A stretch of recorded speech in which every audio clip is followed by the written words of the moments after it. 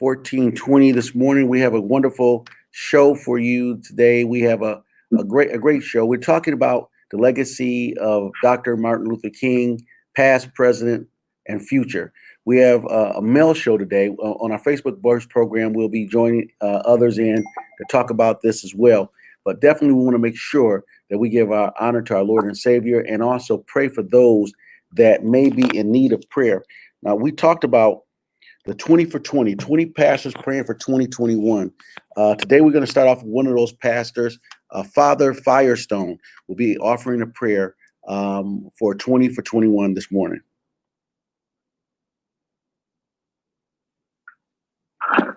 Hello, I'm Father Tom Firestone, the pastor of the Catholic community of Flint. I'm going to pray for my Catholic tradition today because that's what I know. But I want to remind you of William Shakespeare's play, Romeo and Juliet. A rose smells just as sweet by any other name. So whether we pray in the name of Allah, Jehovah, or Jesus Christ, we need to pray together. So, my dear people of Flint, I pray to the Lord Jesus Christ for our city, that the Lord will bestow in us the grace to our hearts, our spirits, our minds, so that we'll care for one another. That whether a child or a brother or sister tragically dies in our city, that they don't die in vain. That we pray together in this sorrow and in this moment. That we step into the needs of the sorrows and pains of others. Please help us, Lord, not to give in to the temptations that separate us. Rather, at those moments that we turn to you. Allow our city to be an example for others. Make us a shining light in which kindness overcomes insult, generosity overcomes jealousy, where compassion overcomes anger, where true sympathy and empathy overcomes grief, and where love overcomes hate. Psalm 133.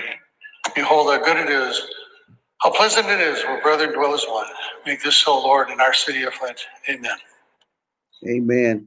And so we thank Pastor, Father Firestone for that awesome prayer. And one of the favorite verses that I have in the Bible is Psalms 133 and 1, when we talk about dwelling together. This morning we have Pastor Jeffrey Hawkins from Prince of Peace with us. We also have Patrick McNeil with us and Adrian Walker, and also our anchor, Dr. Lawrence Reynolds. Good morning, gentlemen. Good morning. Good morning, good mayor. Good morning. Good morning. And so now we're up on the eve of the celebration of Dr. Martin Luther King Jr.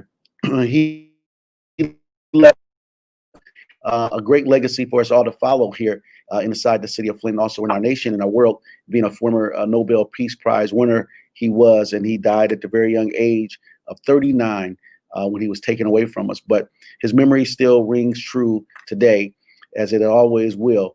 As we talk about the equality and equity for African Americans throughout our country and the Black and Brown communities, and we want to kind of turn our focus to that, working together in peace and harmony, and also another type of element that we have in our communities is that how are we not working together, on all levels to be able to advance our communities.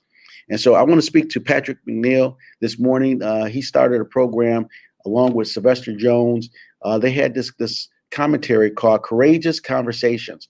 They were the recipients of the Key to the City yesterday as an organization, but they went around to maybe 6 different quadrants of the city of Flint, inviting public to come in to have a courageous conversation. And what courageous conversations mean, we really need to talk about undressed up conversations about race relation in our community.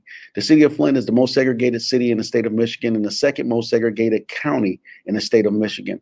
And we definitely need to have these courageous conversations and talking about truth and issues and how we are to face our challenges and overcome our obstacles.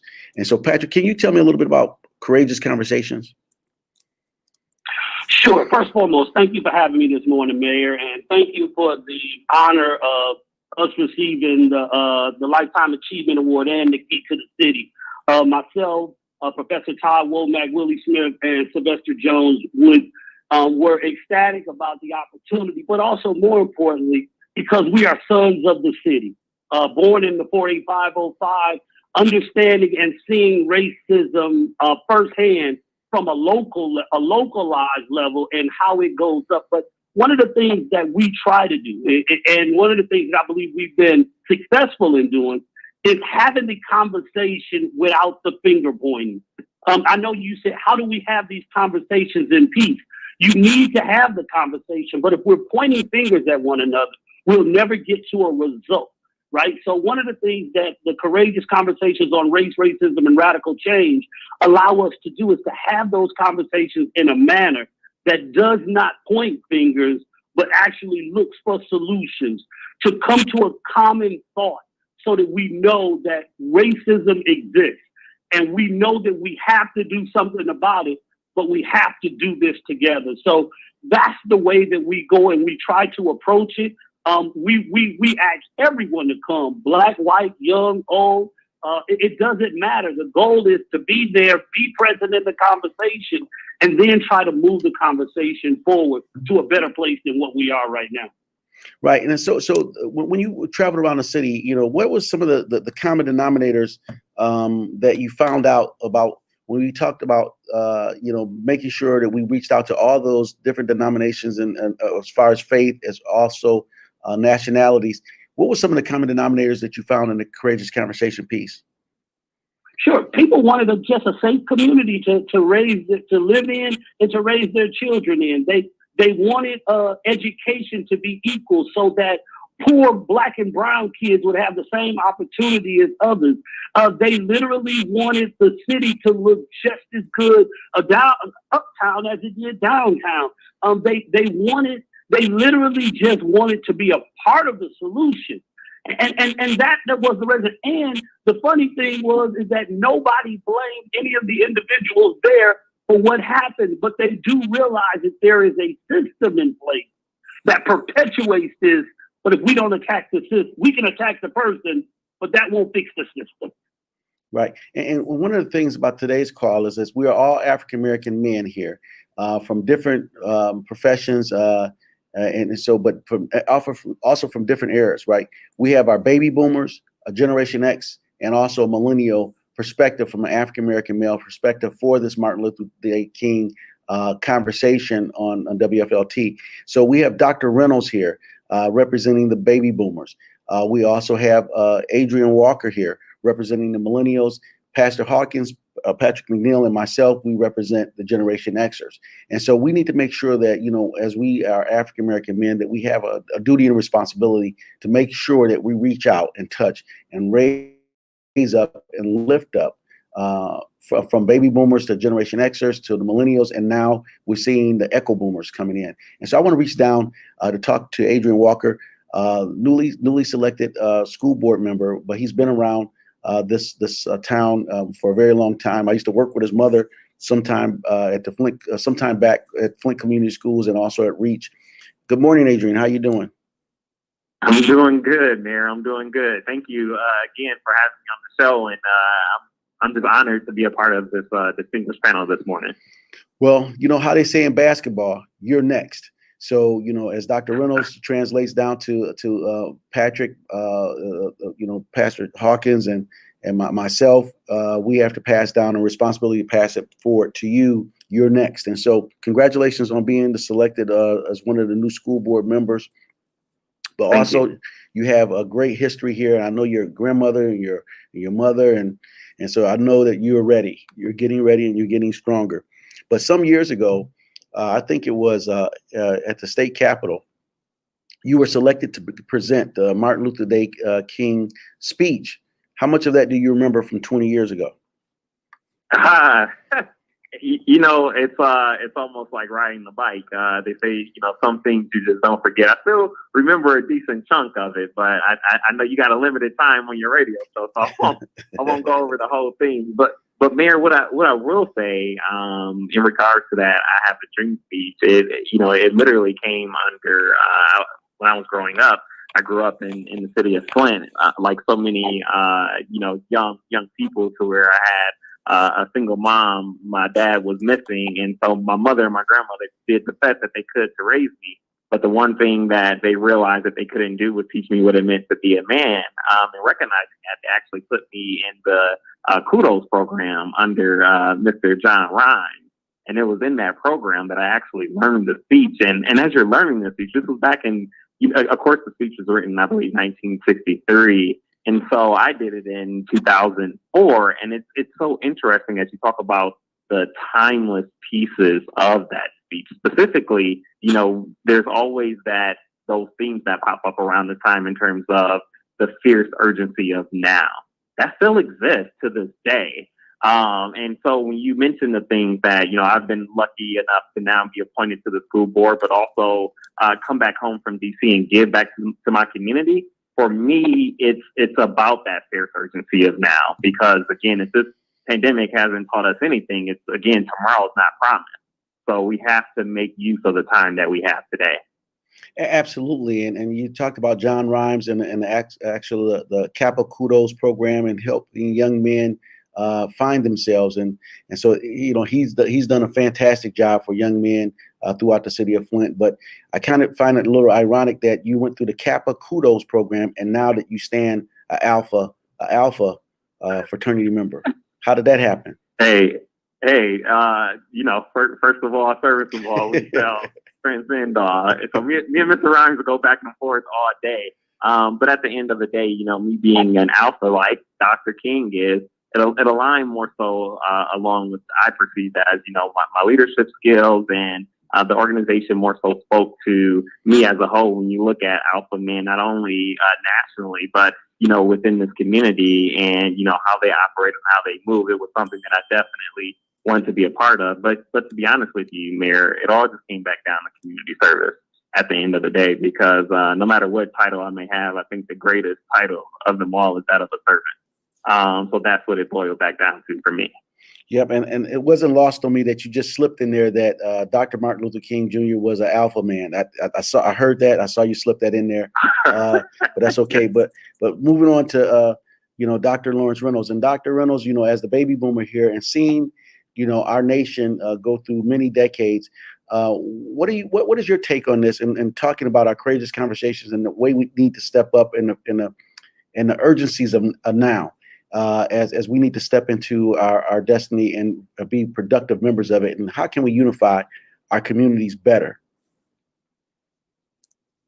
Well, it requires self-examination. It requires listening, but it also requires action.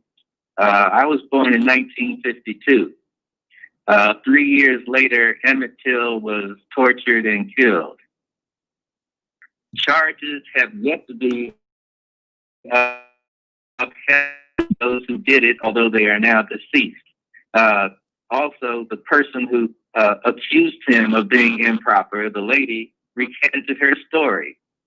In 1956, it was Brown versus Board of Education, and it was a protest against segregation, legal segregation in the schools. In 1991, that ruling was turned back by the U.S. Supreme Court. So what I'm saying is this requires continuous struggle against injustice.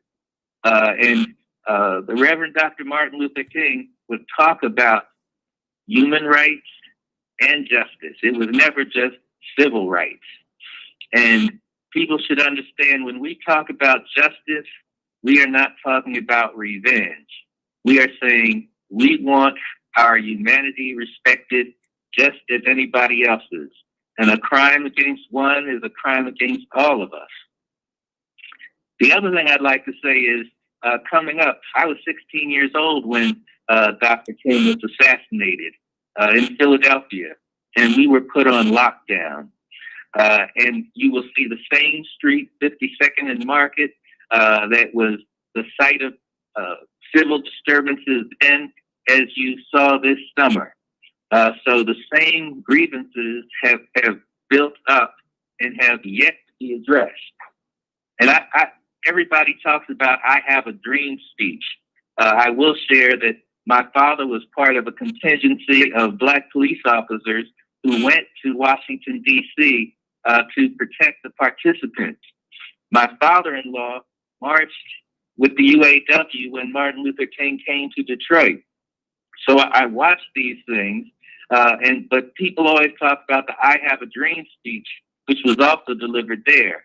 But I'd like to just share part of the August 16th, 1957 speech by Dr. King called Where Do We Go From Here?, delivered at the 11th Annual SCLC Convention.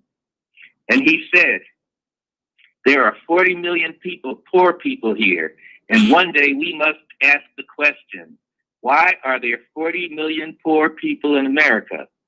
And when you begin to ask that question, you are raising a question about the economic system, about a broader distribution of wealth.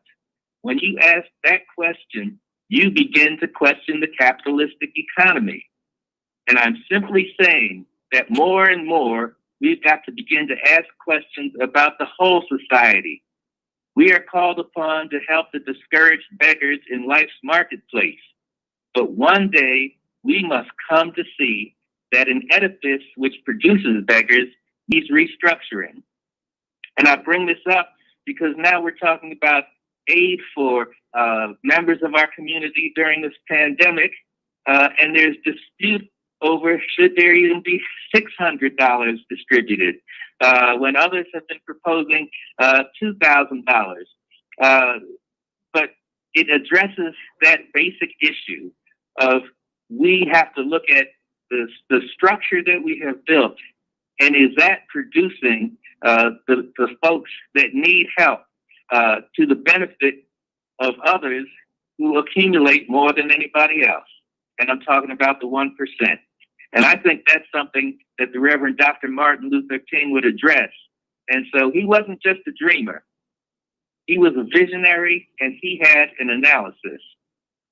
Right. And, you know, as you talk about that, because what you said is very relevant, very relevant. But how do we get people to understand and to be able to get the information in which they need to be educated? And we have a marvelous challenge here as we try to educate our young people and their, you know, as we move forward. And Pastor Hawkins, you know, as a pastor of a church, you grew up under the tutelage in faith under Pastor Reverend Wade, which was an educator, a teacher, a former NFL football player, and a dynamic individual. So, Pastor Hawkins, you know, when we're trying to translate this information and we see all this non-connectivity in our community, especially amongst Black males, because we see it at the highest level of violence, you know, Black on Black crime with Black males, and also the divide, even in the higher levels of politics. In my race, my particular mayor's race, we still have it was much like a civil war dividing Blacks, and we still have yet to come together fully because we have not fixed our community to whereby we can strive together. And I talk about unity a lot, right? I talk about peace a lot, right? And so what Dr. Reynolds was just saying, how do you see it in the faith community? Is there a divide, and how do we overcome a divide so we can have a united, you know, community, so we can actually strive for our future? Well, thank you, Mayor, and thank you for having me on, especially with all of these men I so highly respect, as well as yourself. But the first question we have to ask is, who really profit of our division? When you start looking at division, whether it's in the neighborhood, whether it's in even the churches, unfortunately, who really profit of us being divided? And then we have to ask the next question is, how strong would we be if we all came together, if we came together in unity? And that should begin to be that the questions we can ask ourselves and start doing those unified fronts, start looking at people without being so judgmental, particularly about it, even if someone else says something about them to keep us from them, but doing whatever it takes to come together so that way we can really stand as a voice, that we can really stand and demand justice in every aspect of our life. Dr. King said it best, and justice anywhere is a threat to justice everywhere. And we must see the injustice that happens amongst us to say that let us come together. Let us stop the fighting. Let us stop the in-house fighting. Let us stop fighting over denominations and over neighborhoods. And let us come together so that way we could stand stronger for one another and begin to now face the challenges that has not only hurt us and plagued us for so many years, but the hope is to keep us divided so that we won't be able to have the strength to do so. Right, and I'm gonna push it back to Dr. Reynolds here, not to exclude you, Patrick, but pushing it back to Dr. Reynolds because he has a unique perspective because he's lived in many different states and also he has a little bit of age on us. But when we talk about the great divide in our own community, these self-inflicted wounds, also we have to talk about those that will come to our communities and monetize our suffering. They will pick our pockets of the poor, sell our suffering, and take things away from us. And I push it back to one of the greatest Congress people that we've ever had, which was Adam Clayton Powell from the state of New York. Through his transitions in the 1950s and the 60s as a congressman, he did more for education than any congressperson to date.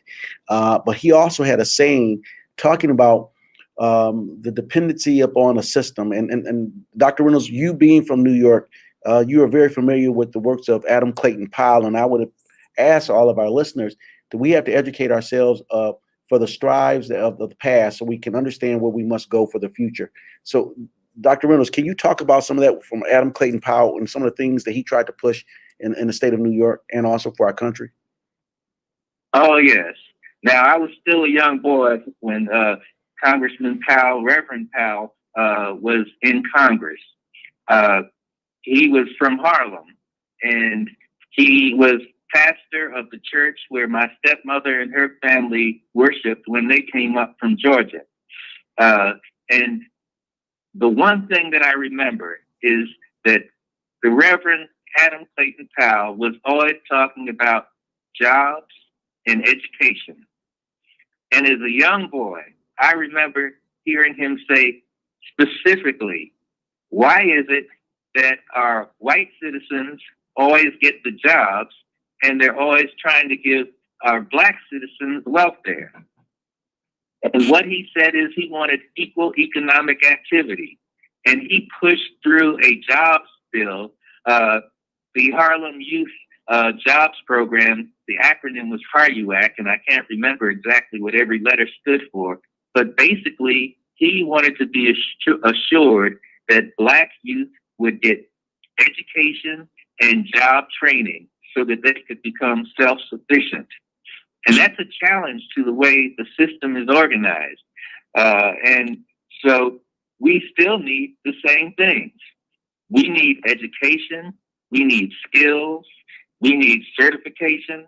And so we should never forget, there are people who had a long-term vision, and we need to study that, read their speeches, study the bills that they pushed through, and continue that part of the struggle.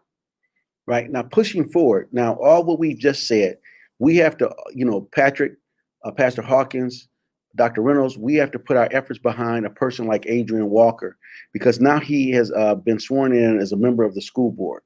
He has an understanding, but we have to fold in all of our experience and all of our intellect to make sure that we can help provide him the strength that he needs to help educate our community.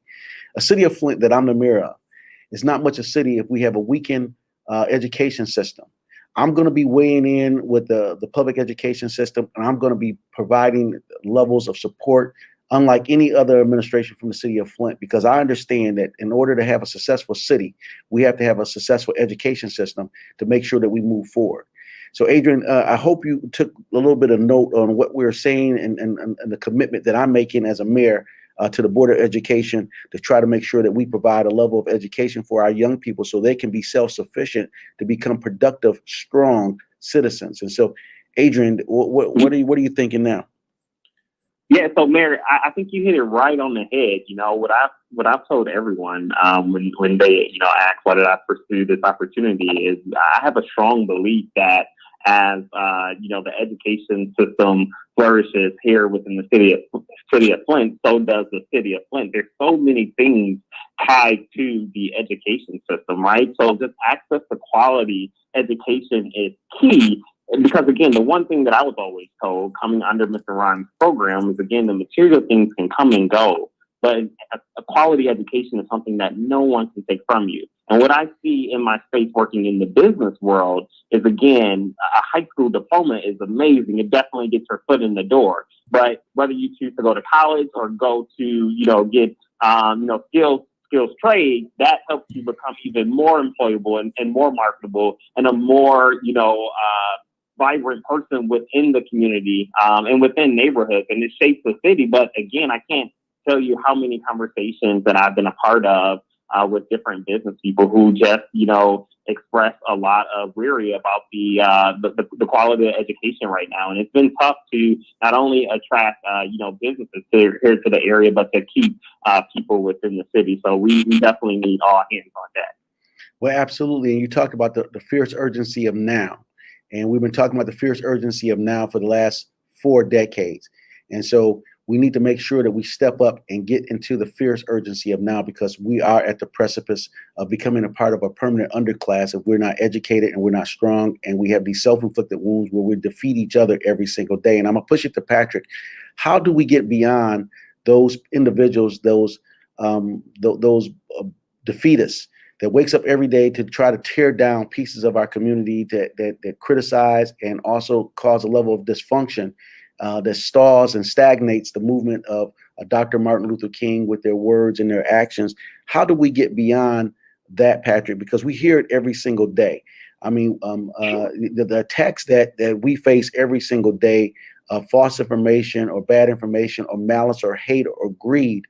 What parts of your courageous conversation? I'm gonna give you 2 minutes to give me a part of courageous conversation about how do we overcome those defeatists in our community, so therefore we can strive and push forward for the fierce urgency of now, because we are at the precipice of becoming that level of underclass that we all have been struggling and fighting to get around. Patrick? Yep. So here's what I'll start off with. First, unlike Adrian, where they were in a particular program, I grew up in the neighborhood. I grew up on Pulaski, and the people in the community taught me.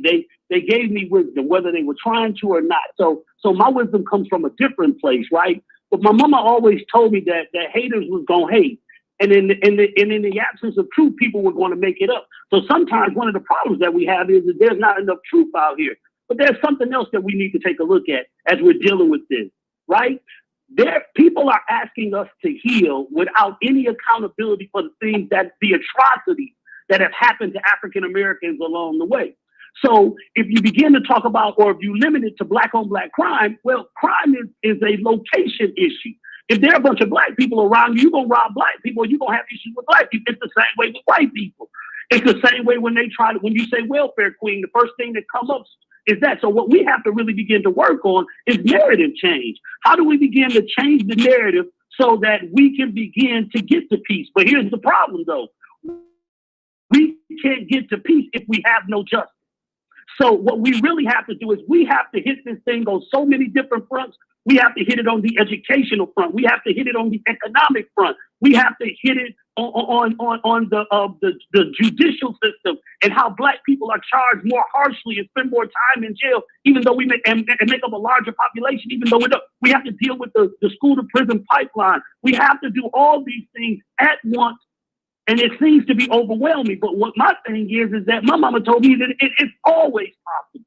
And so that's why I never quit believing. So as much as I'll push Adrian and help him, because he already know I will, I'll help Pookie as well. So we can't leave anybody out. There's no life that's not worth saving, no life that's not worth fighting for, regardless of what they've done or where they come from. We have to believe in all our citizenry, and we have to help them to see that there is greatness in them. And when you begin to see greatness in yourself, it begins to exude out, and other people can begin to see it. So, Mayor, what I'm saying today is, for this courageous conversation, we have to quit hating ourselves. We have to fight against self-hatred. And the first thing we have to do is no longer have any issues with black folks. Let's give black, if we can do a 70-30, if we can agree on 70% of the stuff, I'll give you that 30%. Well, Patrick, let me go. We're getting ready to get to the Facebook Burst program, and we'll continue the conversation and also around COVID. But I want to tell Mom I love her. We're going to end our WFLT broadcast, but we want to continue to have these courageous conversations around our dinner tables at some point in time. But we definitely have to figure out a pathway and a strategy to move us beyond where we are. We want to celebrate Dr. Martin Luther King's holiday and his birthday in the best possible fashion, with faith and strength and partnership. Continue to get good information, ladies and gentlemen. Continue to seek out truth. continue to look at your brother as a brother and your sister as a sister. We want to move forward with our community and in strength. And with this, that was it. They cut me off. We're going to get ready for the Facebook Burst program. Patrick, are you going to stick around with us, or I'm going to add another person in? Are you going to be able to stay with us, Patrick? Yeah, I got a few more minutes. Okay, I'm gonna add in Dr. Furholden here for the first Facebook Burst program because we want to get into a little bit of the details about the pandemic that we're in and how we're able to overcome some of it. Stand by. Hold one second, gentlemen.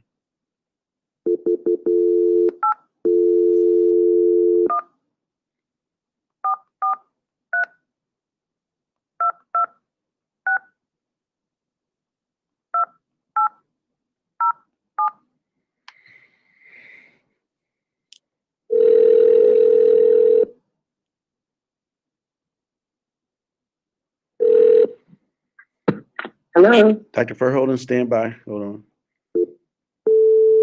on. Okay, hold on. One more caller.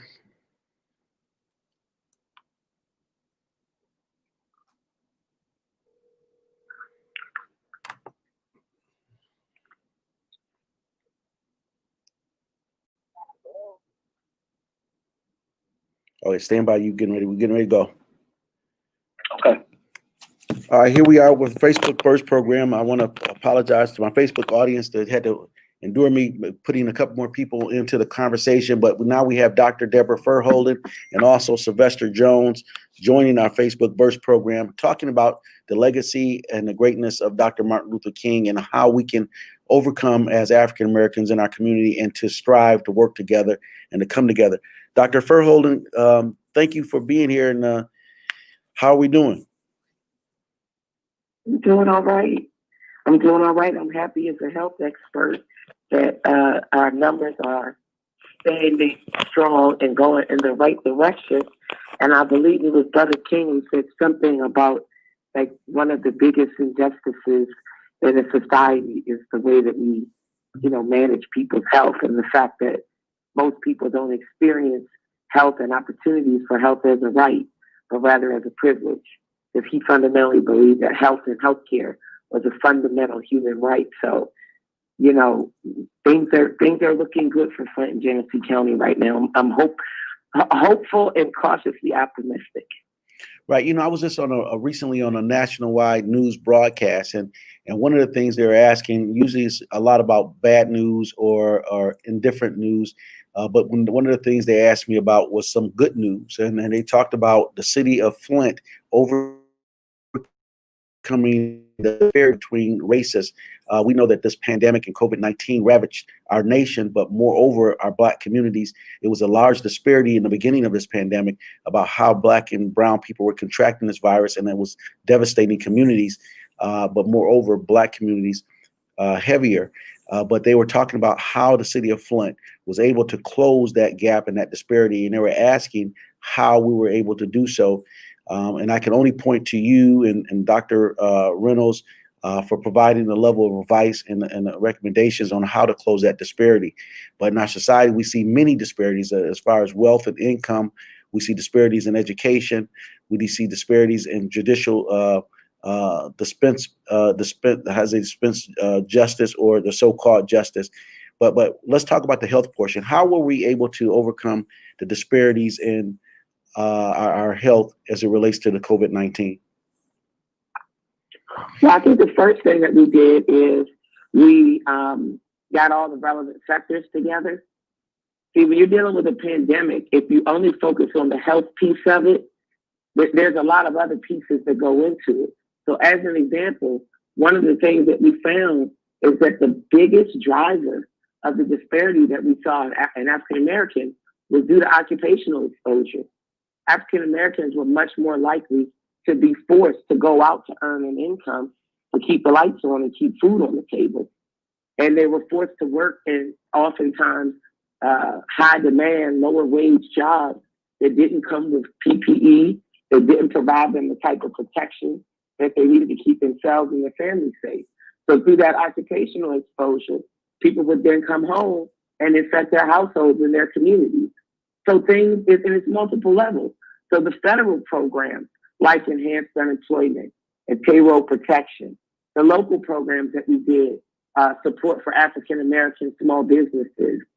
And then when you start to layer that with some of the governmental and the city response that really was science informed, like curfew to stop people from moving about unnecessarily and socializing, and a lot of the stuff happens late at night, things like that. And then when you add in then the additional layers, things like, we want to get people identified early so that they can quarantine and isolate if they're actually positive.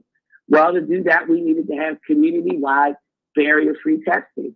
Remember when we first started the testing, we were rationing tests because we didn't have that many. And so then, having testing freely available in the community where people not only could get tested, but they would get tested and they wouldn't have to pay for it. They could do it easily. They could make an appointment or they could just pop in. It was all of these multiple layers of protection coming in at the same time. And they were informed by good data, good science, and by good practice. And it was multi-sector. And it's unfortunate because a lot of other cities won't even report on the racial disparities. So we know they have problems, but they don't want to confront those problems, let alone develop and implement the solutions to those problems. So I always tell people the one-liner is we develop solutions that match the problem. And we did it simultaneously. And that's what we're going to have to see happen at a federal level if we want to flatten the curve on this thing and if we want to eliminate these disparities that we see all across the nation. But Flint got the job done. And thank you for sharing with others about the work that we did. People need to be coming here and modeling after us. Right. And we've been able to do so with a level of faith, and God has been has been my anchor, and I always attract those that I try to I believe that are equally yoked with me along my faith line, but sometimes it doesn't always work out that way. But we do know that as we celebrate Dr. Martin Luther King's holiday here, we have to celebrate the legacy, and we have to really reach out. Now, going back to being a part of Generation Xers that was raised in the 48505 zip code, Sylvester Jones is here with us this morning, and also Patrick McNeil, and I believe Pastor Hawkins was also raised in the 48505. He was in the Mount Morris. He was more of a Mount Morris baby, but we still claim him because he went to the junior high school with us here in Flint at Holmes Junior High School. But Sylvester, talk to us about the level of strife that we're still trying to overcome in our internally in our community, and your experience with the courageous conversations, having those conversations that you and I have been having since our early days in high school and through our early stages.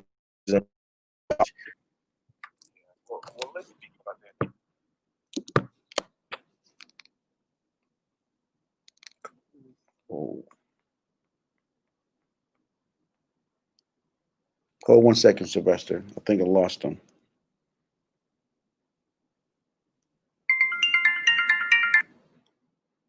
Yep, sorry we lost you for a second, Sylvester. Go ahead.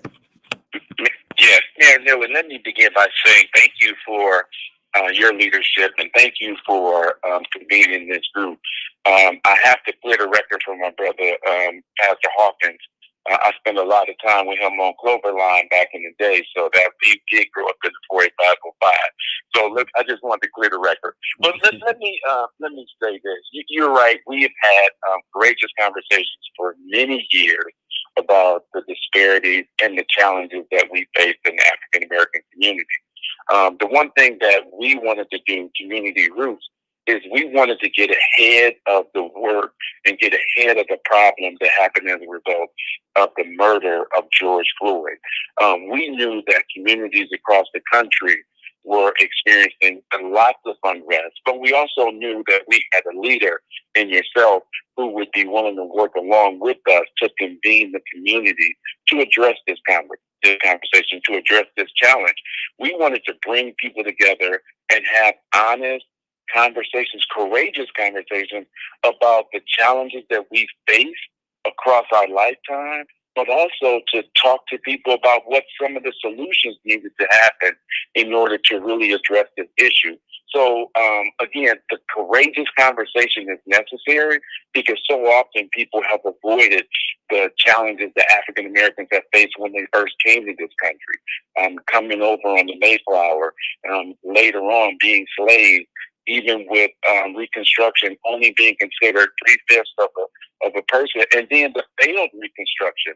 And so there is this implicit bias that people face about African Americans. And so when they're confronted with an African American person that, one, they don't like, they don't understand, or in a lot of cases, they don't even respect their humanity, what we find is that it's easy for them to talk about us being armed and dangerous and being people that are violent. And so as a result of that, our lives are expendable. And so we have to change that narrative. And that's what Community Roots is intending to do through our courageous conversations on race, racism, and radical change. Let's change that narrative about African Americans, because we're not dangerous. We're not armed, and we're not violent people by nature. What we have to know is that African Americans want the same things that our majority counterparts want. And so we have to create the space for the dialogue to make sure that that's clear.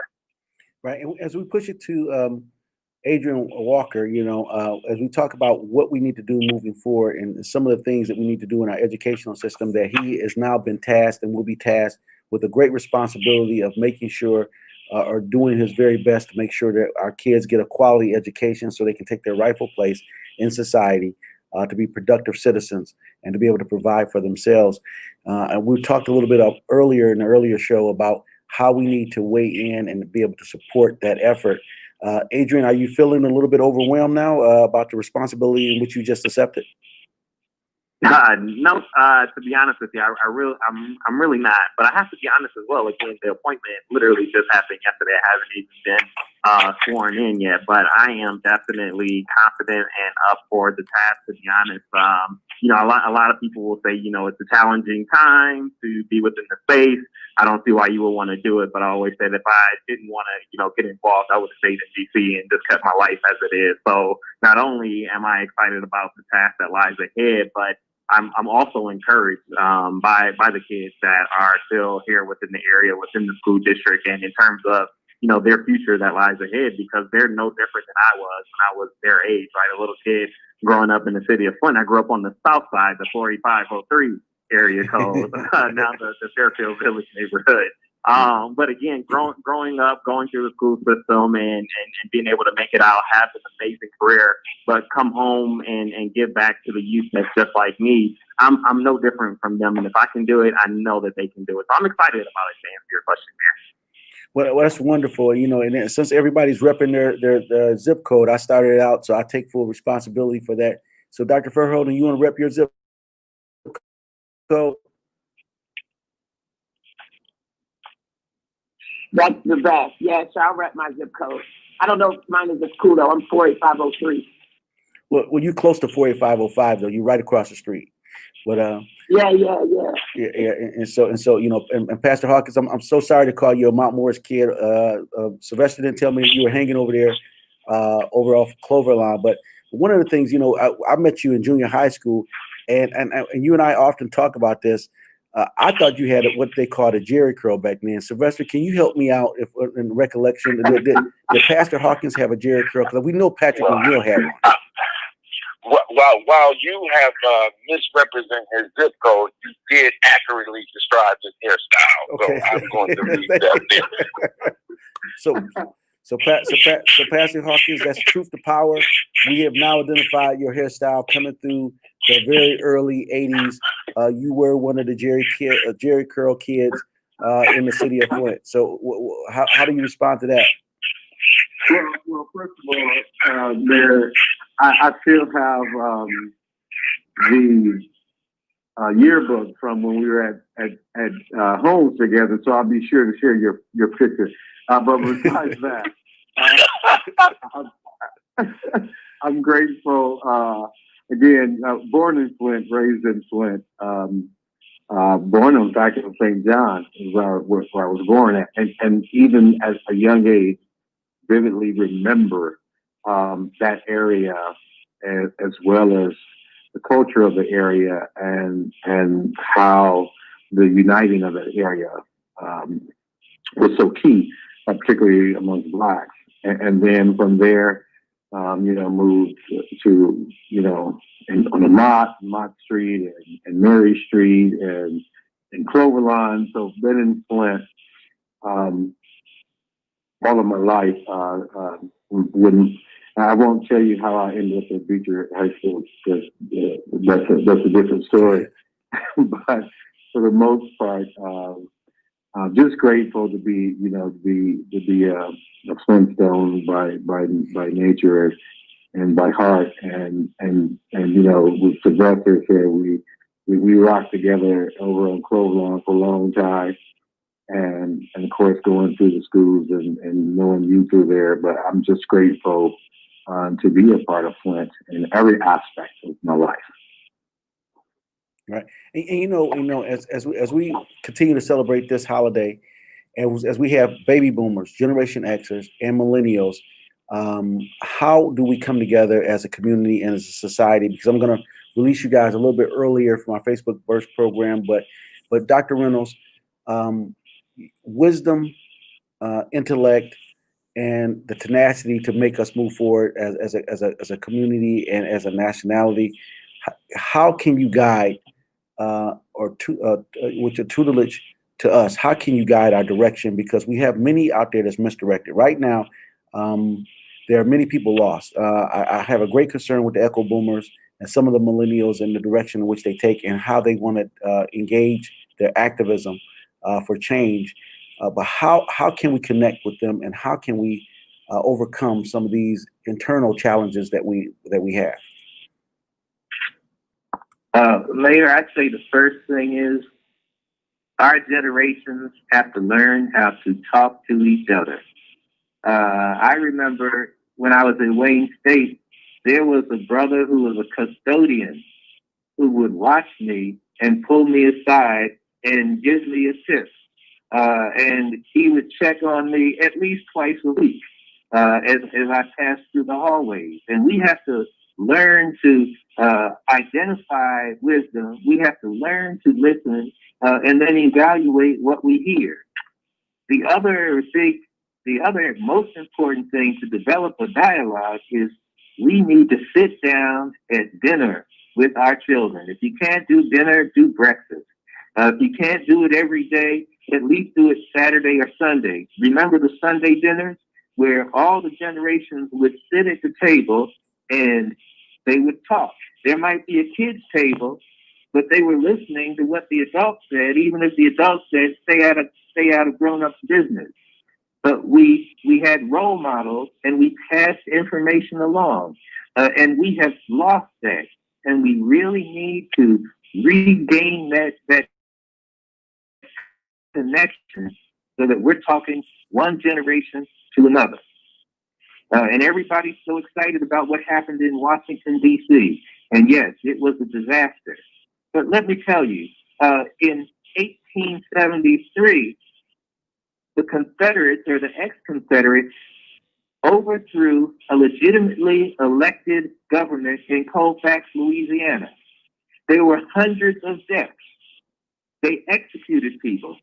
And so the threat that we have in Washington, D.C. now is nothing new. And so we must know our history. We must read. We must go to the library, and we must remember Black History Month is coming next month, but we need to start studying our history every day so we can learn from the past. And we must talk to each other. Take the time. Stop consuming as much stuff, and let's start consuming knowledge, wisdom, and ideas. Absolutely. And as we get ready to close up, we just lost Pastor Hawkins. I have to try to get him back in the line for our last words, but we definitely want to be COVID safe out here. Remember to wash your hands, continue to participate in wearing your mask and also social distancing. We want to congratulate once again those individuals who received the Lifetime Achievement Award in light of what the Dr. Martin Luther King's legacy is. We gave out 5 keys to individuals last night and 1 organizational key to the city, the highest level that we can recognize people on a municipal level. Congratulations to Lewis Randolph, Dr. Lawrence Reynolds, Cheryl Thompson, Chris Miller, and also Dr. Desmond, and Patrick McNeil, Sylvester Jones, and their organization. Congratulations to all of those individuals. And as we get ready to close, we got to make sure that we close out in peace and harmony. Let's not be fueled by malice, hate, and misinformation. And we have to push away from those that would try to engage us in those highly potent emotions of anger. We must continue to strive together in order to be the very best that we can be. We are some of all of our parts. And so I'm going to ask my co-panelists here today, as we celebrate Martin Luther King's Day, to talk about a little bit about how we can advance our communities. And we're going to start with the youngest one amongst us, Mr. Adrian Walker. That would be you. So the floor is yours, sir. Wow.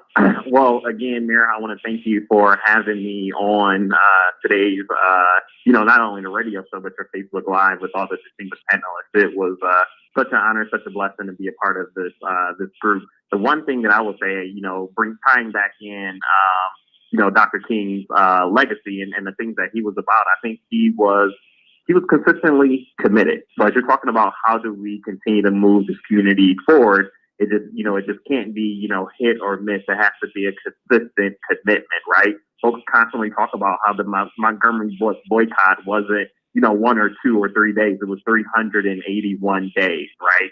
And it drove some serious change, but we have to be consistently committed, and we have to, at the end of the day, I think we all have to see the big picture in all the work that we're doing, because I think, we're all trying to do our part in terms of advancing this community, moving it forward. We have a rich history, but I always say I think our future is even brighter. So, Mayor, again, I want to thank you for allowing me to be a part of this conversation today. And I look forward to hearing from the other panelists as well.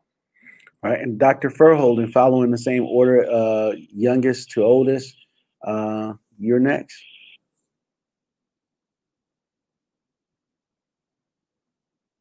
Are you being fabulous on mute again, Dr.? Oh, we just lost Dr. Furholden, I think. Okay, so Patrick, that means you're up.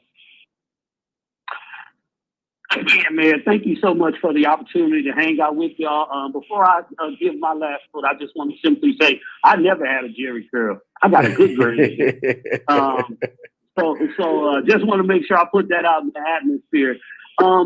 For me, one of the things that Community Roots does through several of our entities, but one is our thing called the Front Porch, where we always try to remember the wisdom that our elders gave us. They may not have been the smartest, may not have been the most educated, but they had wisdom beyond measure, and how they would share those things with us that would help us to really root and ground us right now. So for me, as a community, I don't want to forget the lessons that I learned from Mr. Bradshaw, or Mr. Lakes, or Mr. Rhodes, or even from my cousins from Bayman, or the lessons that I'm learning now from the North Flint Neighborhood Action Council, from Miss Jerry and Miss Jeanette and Miss Catherine.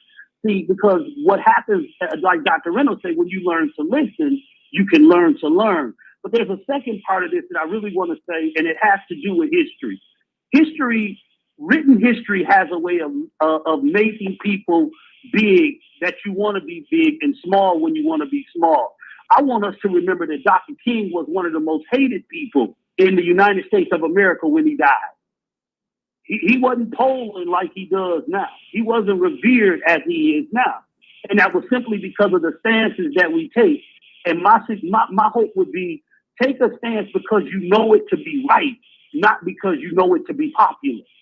And understand that we as a community have to come together. We have to work together, both black and white, both young and old, so that we can change this future that is looking bleak from Washington's standpoint, but I still yet remain hopeful. I thank Jesus for the hope he put in me. Thank you again, Mayor. All right, thank you. Sylvester Jones, I know Patrick said he didn't have a Jerry curl, but we're going to question that. It could have been an S curl. But Sylvester, it's on you. Yeah, Mayor, again, let me just thank you for your leadership on this, not only this conversation, but also the city of Flint, the things that you've done over the last year. I think is noteworthy, and we just appreciate your leadership and just want to continue to say that. Yes, Patrick did have a S curl, and so we were going to just make sure that that's noted for the record. But let me say this, as we go forward with the courageous conversations that we're having, one of the threads in the conversation is the importance of being extremist, right? Patrick is right in that people didn't love Dr. Martin Luther King when he was alive, and he talked about being an extremist. You remember, he was coming out and advocating for civil rights. That wasn't a popular position at the time in this country, yet he advocated for it, and that put him in opposition with some people. He was advocating for people who were in poverty, for economic justice, and that didn't make him popular at the time. And so as we go forward, we cannot be afraid to have courageous conversations. We don't need to be adversarial as we have these conversations, but we do need to create the space for the dialogue. And so as we go forward, let's make sure that we're having important conversations. And one of the things that you and I have talked about over the years is implicit bias. One of the things that we have to make sure that we're talking about is the fact that African Americans are in fact human.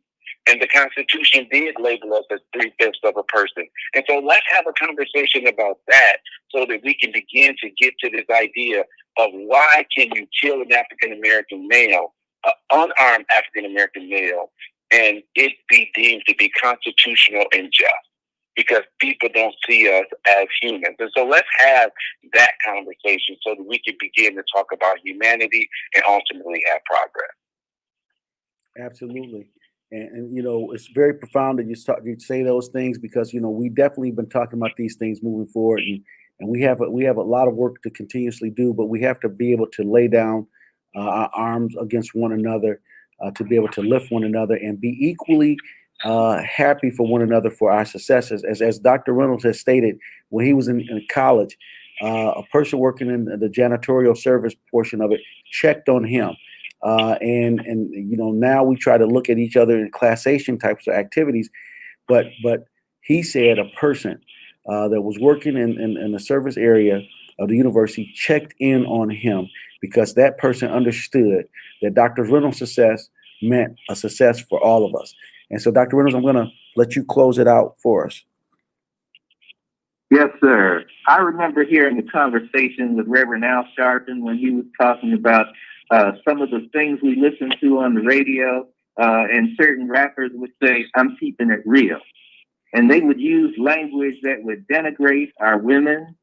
They would use language that would encourage or glorify violence, black on black violence. And he said, yeah, that may be keeping it real, but that's not keeping it moving forward. And we need to watch the language that we use. And I remember when I was in 6th grade, I had my first black teacher in the segregated school, and she made us learn The Creation by James Weldon Johnson. And God stepped out on space and he looked around and said, "I'm lonely. I'll make me a world." And it goes on, but this is the same James Weldon Johnson who wrote Lift Every Voice and Sing, the Black National Anthem. And these are things we have to implant in our young people's heads and some of our old people's heads. We can't take the inspiration and messages from those who are holding us down. We have to create a new vision, and we have to commit to that, so that my 6th grade teacher knew that 56 years later, I still remember the lessons that she taught me. And that is the obligation of us, to pass down knowledge and truth from one generation to the next and continue the struggle. Thank you, Mayor. Well, thank you. Thank you. And I want all of our Facebook listeners to know that we have a continuous fight and we must fight together.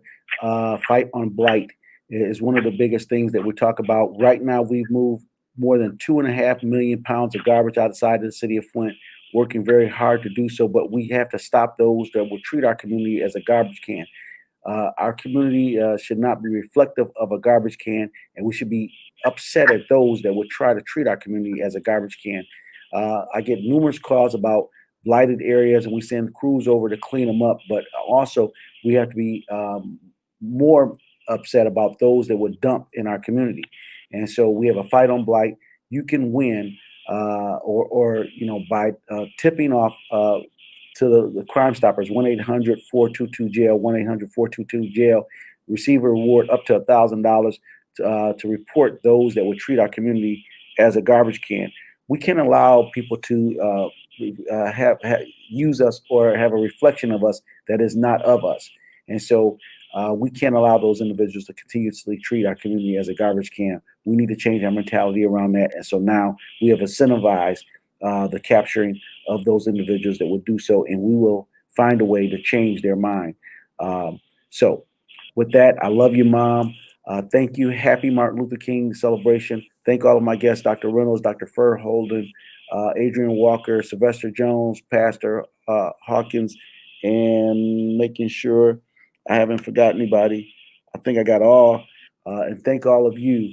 And remember to treat each other with respect and dignity, much like we will want to have people treat us, as the Bible says so. Thank you, guys. And this has been Community Update Facebook Burst Program with your mayor, Sheldon Neeley. God bless, guys. Thank you.